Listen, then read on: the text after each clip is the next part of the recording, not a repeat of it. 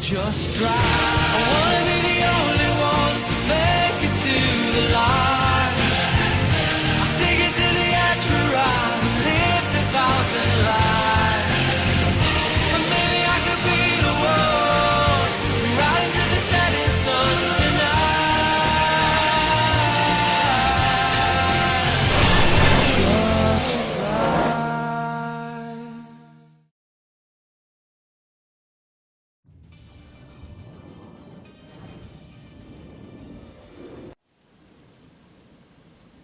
They say that even a second is an eternity in Formula One, so going 4 winter months with no racing at all has seemed a very long time indeed. We're back though in Melbourne, home of the Australian Grand Prix since 1996. We go racing today then in the state of Victoria, where the drivers have 16 corners and 3.3 miles to navigate at an average lap speed of around 120 miles an hour. The close proximity of the barriers makes accidents inevitable, and recent history shows us that a safety car is not at all out of the question.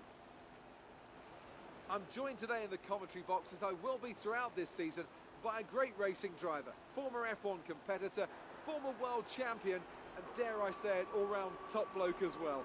It's the one and only Anthony Davidson. And tell me, here we are, first Grand Prix of the season, and it's gone and rained on us. I imagine that that's not especially helpful for the teams, who are still trying to figure out, of course, what kind of performance they're all capable of. First of all, Crofty, and thanks for the glowing introduction. I just want to say it's a real privilege to be here. I can't wait to see what this competitive field has in store for us this season. Now, in regards to the weather, you're absolutely right. You know, we've just come here off the back of testing. It's the first opportunity to really gauge where the reliability is, where the performance is, how you stack up against your competitors in the Grand Prix. And now it all has to be kind of put on hold for a bit. So now the question becomes, who can be adaptable? Who has the wet weather pace, and who can make best use of these difficult circumstances to come out on top in these conditions? You're above where we expected on the grid. Be careful not to lose places, as there will be faster cars around you. Well then, after an exciting qualifying session yesterday, let's take a look at how the cars line up. Lewis Hamilton lines up on pole position, and a McLaren alongside. Looking down the rest of the grid, we have Verstappen, Rosberg, Kimi Raikkonen and Ricciardo, Vettel, Bottas, Grosjean and Sergio Perez, Kvyat, Massa, Fernando Alonso and Sainz, Gutierrez, Hülkenberg, Jolyon Palmer and Pascal Wehrlein, Nasser and Harry Anto, Marcus Ericsson and Kevin Magnussen rounds off the grid. Now it's almost time to lights out, so let's go down to the track. What is going on, guys? It's Brett Keenan here from TKA Broadcasting, bringing you the Australian Grand Prix race. A full wet race, I should add. It's pretty much going to be all on all for this, so we're going to not waste time. The 5 red lights are going to go.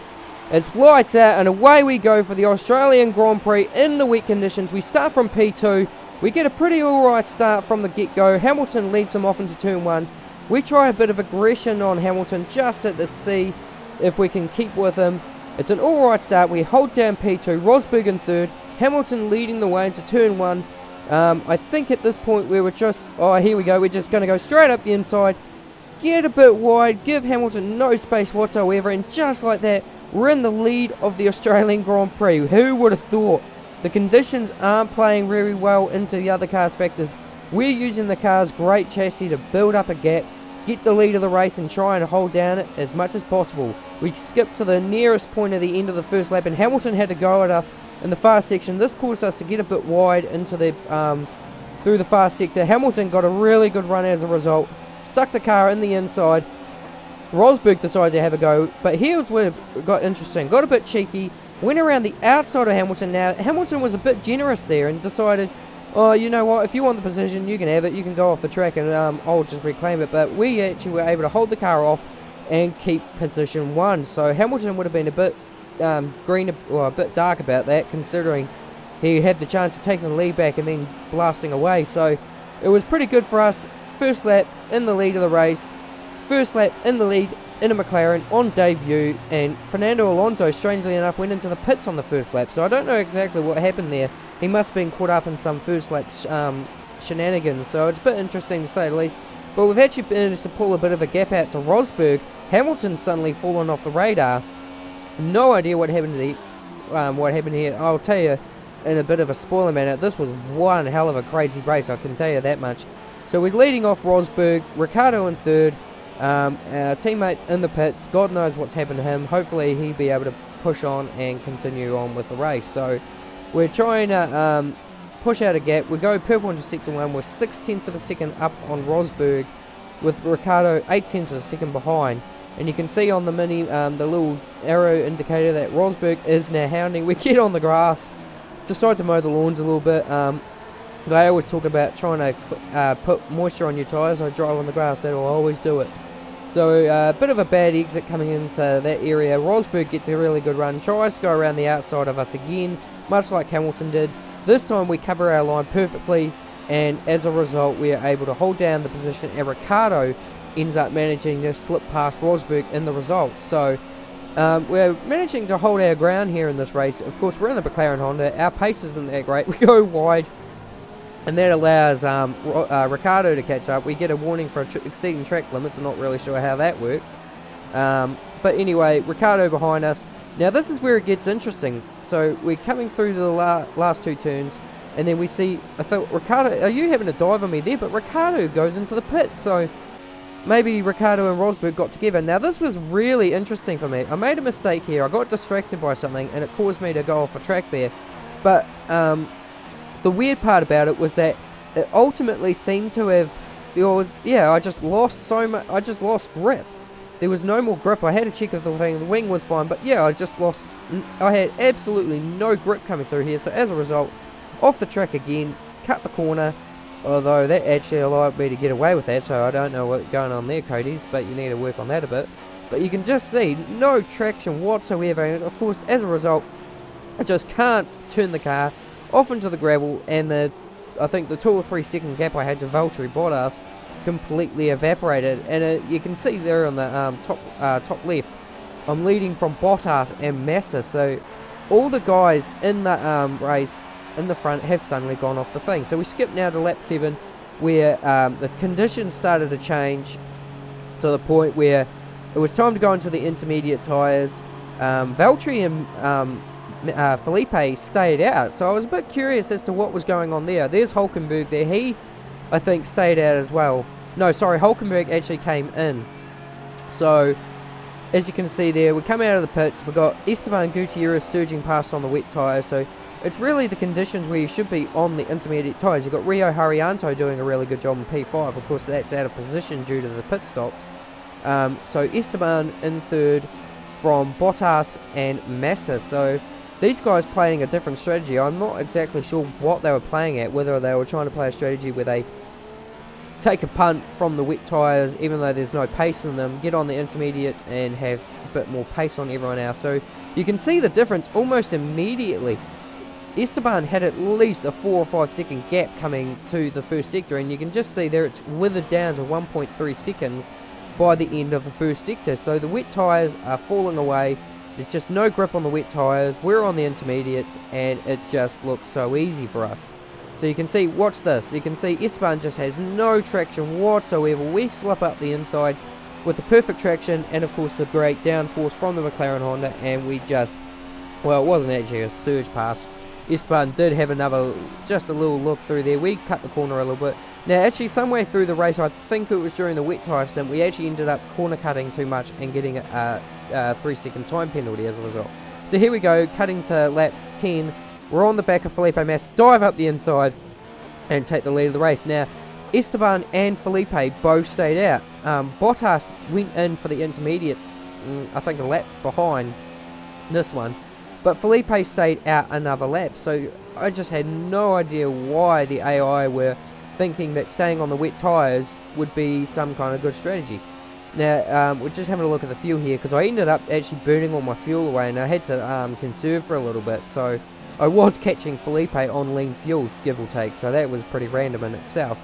So you can see there, we're just pulling out the gap by a stone cold mile. You can see up on the mini-map there, there's a group of cars that we actually end up catching up to by the end of the race. So the thing about this is that thanks to their strategy of Massa, Bottas and Gutierrez, we're going to end up having a massive gap when it comes down to them coming in. So Bottas, because Bottas did the same, he's come in already for his intermediate tyres, but he has lost a shitload of time as a result.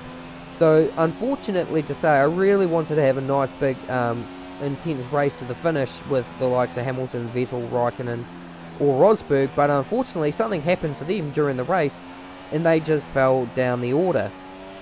So yeah, it seems a bit unrealistic in terms to see a McLaren Honda leading the race, but what can I say, it was just a really random race for us. So we are now on lap 14, second to the last lap. We make it past Kvyat, the lap traffic, and there's Esteban's teammate Grosjean 21st fighting it with the Saubers, so a bit unusual for Haas to be fighting with the Saubers, and of course the same with Toro Rosso.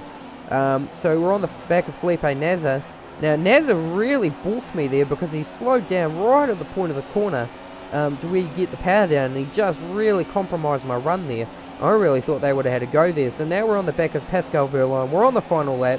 We're doing it easy. Bottas and Massa in second. Now they're on the intermediate tyres. We've been on them since lap 7. We're on the back of Magnussen. Now Magnussen really made things interesting for us. So we had to dive up through the into the corner cut to get past.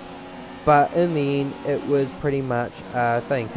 So for my efforts, I took out the 100 meter board just for fun. It's like hitting a solid concrete wall, I should say, guys. It's really different from 2015 where you could just drive through it and get away with it. So we didn't end up catching Palmer in the end. So we round the last turn, slow the car down as you would when you're about to win the Formula 1 Grand Prix. And ladies and gentlemen, McLaren Honda win their first Grand Prix since Lewis Hamilton 2012 at Austin. And it's our first win on debut. Get in there.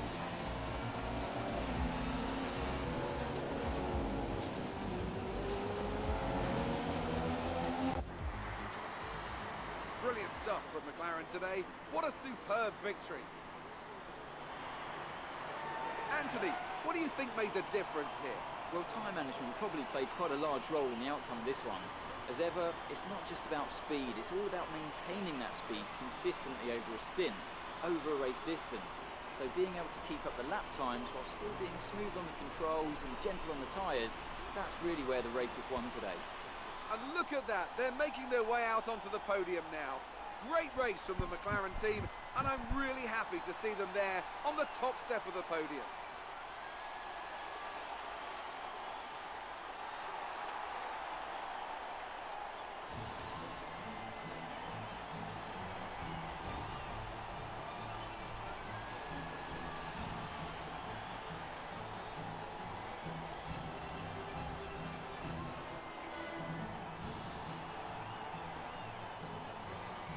So there you have it, guys. We have won the Australian Grand Prix. I wouldn't expect too much out of this from the remainder of the season. I think we just lucked out by the weather being so atrocious and that we had the pace to be able to keep it up with the guys. So you can see Hamilton in 8th, Rosberg in 6th, Ricciardo in 5th, and there's no sign of the Ferraris. So really interesting. No points scored for the Ferraris. It's really interesting to see Raikkonen in 12th. But that's it for this video, guys. Thanks for watching and tune in for Bahrain.